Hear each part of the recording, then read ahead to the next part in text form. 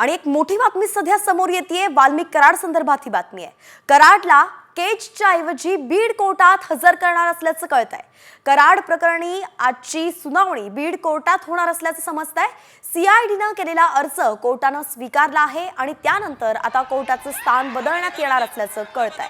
एकंदरीतच मोठी बातमी आजची। कालच केज रुग्णालयात वाल्मिक कराडला दाखल करण्यात आलं होतं, त्याच्यावरती मकोका लावण्यात आला होता। त्यानंतर आज पुन्हा त्याला केज रुग्णालयात दाखल करणार होते। नेमकं काय झालं की स्थान बदल आपण जाणून घेऊयात। आमचे प्रतिनिधी विनोद जिरे आपल्या सोबत जोडले गेलेत। विनोद, नेमकं काय कारण आहे की बीड कोर्टात त्याला आता हजर केलं जाणार आहे, केज मध्ये नाही?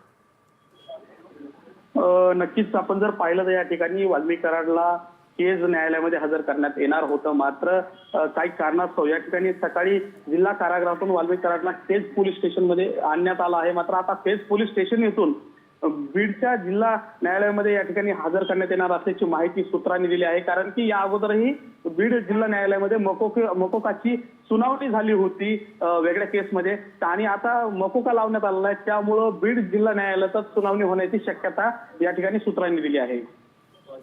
अच्छा, धन्यवाद विनोद। अगदी सविस्तर अपडेट आपण दिली की बीडच्या ज्या कोर्टामध्ये आधी सुद्धा मकोका संदर्भात कारवाई आणि खटला चालवला गेलाय, म्हणून केजच्या ऐवजी आता मकोकाचं प्रकरण असल्यानं कराडला बीडच्या न्यायालयात हजर केलं जाणार आहे।